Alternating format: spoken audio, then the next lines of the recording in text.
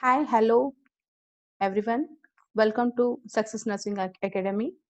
In the yesterday's class, we have dealt with the uterus and we have seen the structure of the uterus as well as the parts of the uterus, and even we have understood what are the various layers of the uterus also and what is the function of the uterus.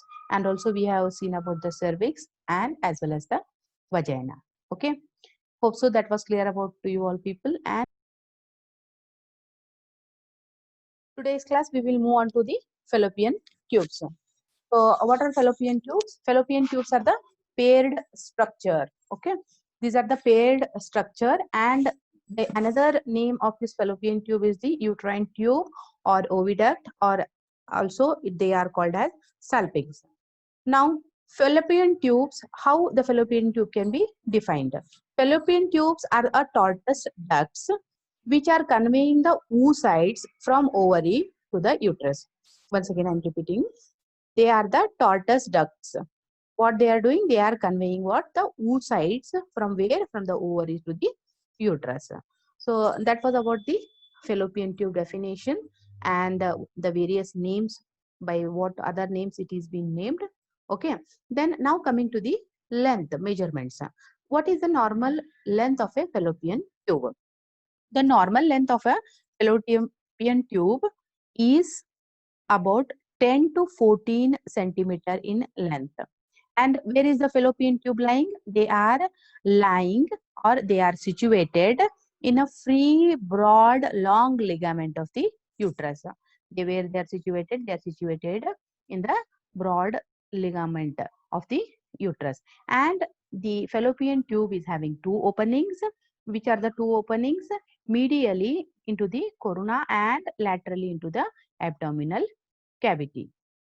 Next, we will see which are the parts of the fallopian tubes. As we seen in the uterus also, there are various parts. That is, we saw the body, the isthmus, the cervix. Similarly, in the fallopian tube also, we are having the parts.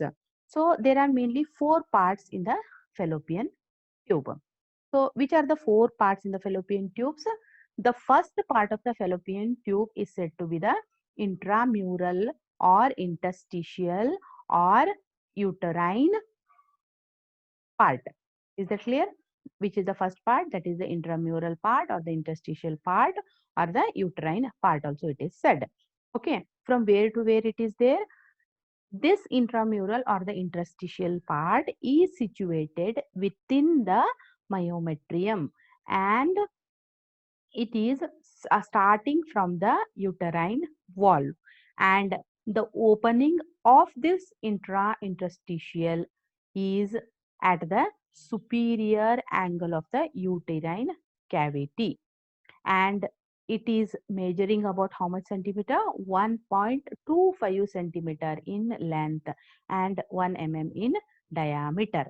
So intramural part or the interstitial part is a, from where it is within the myometrium only, and it is starting from the uterine wall, and where it is opening at the superior angle of the uterine cavity. And what is the measurement? It is about 1.25 centimeter in length and 1 mm in the diameter.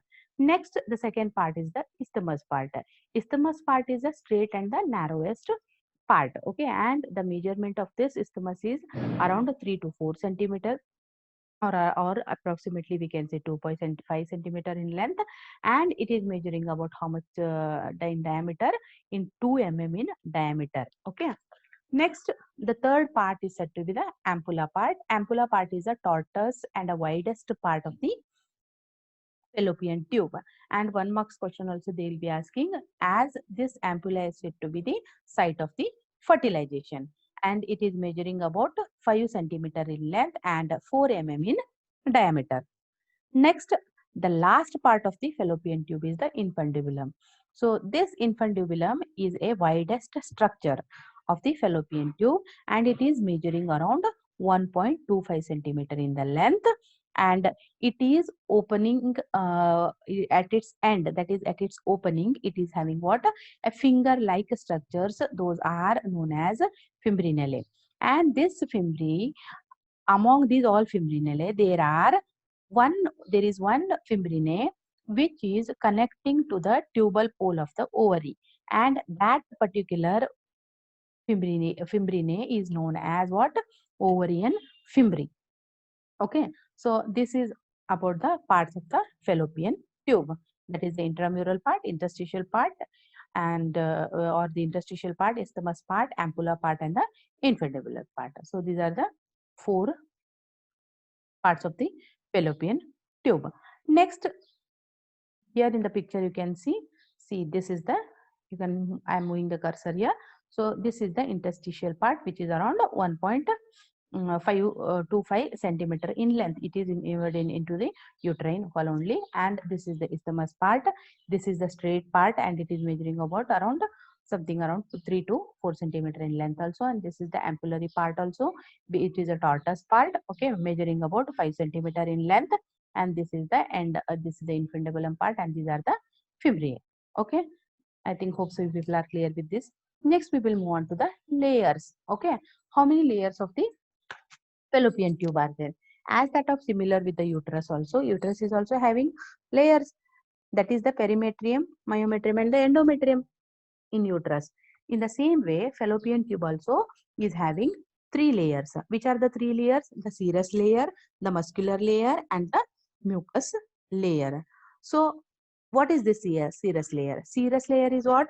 It is the outermost layer, and it is covered with the peritoneum on all the sides, only except the mesosalpinx it is not covered. That is the serous coat, which is the outer coat. And the second layer is known as the muscular layer. In this muscular layer, again there are 2 layers, that is the outer longitudinal and inner circular layers. Is that clear? And the last layer is the mucus layer. In this mucus layer also, membrane, how many? There are 3 types of cells present. So which are these 3 types of cells present in the mucous membrane? That is the ciliated columnar epithelium, and secretory columnar cells, and the PEG cells. These are the 3 cells present in this mucous membrane. Now what is the function of these all? Okay, as the name is suggesting, ciliated columnar epithelium cells. So for what purpose these are? The function of these cells is to transport the gamete as well as the zygote transportation. They are helping in the transportation of the zygote as well as the gametes. And the second is the secretory columnar epithelial cells. There the secretions are present, and these secretions are containing sodium chloride, protein, glucose, bicarbonate, and as well as lactic acid. Okay, and these secretions give the nutrients to the ovum and protect the ovum. Okay, and the PEG cells, these PEGs are also having the similar function as that of the secretory cells. Now where these cells are present? The ciliated columnar epithelial cells, you can go to the previous, we'll go to the previous slide, here you can understand. So this ciliated columnar epithelial cells are present near the ampulla. Okay, this ampullary part they are present, and in between this ampullary part and the isthmic isthmus जो part है, इसमें क्या रहता है? PEG cells. Okay, here in between these there is the presence of the PEG cells, and in this part, that is the near this isthmus part, there are the, and near in between this interstitial and isthmus part, there is the presence of the secretory cells. Okay, so this was about the layers and about the secretions, whatever the functions of the cells are there. Okay, next we will see about the blood supply and the arterial supply. So the blood supply to the blood supply to the fallopian tubes is by the uterine and the ovarian arteries, and the venous drainage is from the tympaniform plexus, that is into the ovarian veins, and the lymphatic drainage is through para-aortic nodes, and the nerve supply is from the uterine and ovarian nerves. Is that clear? So this was all about the fallopian tubes, and in the upcoming classes we will see about the ovary. If you have any doubts, you can just comment into the comment box and let me know. Thank you.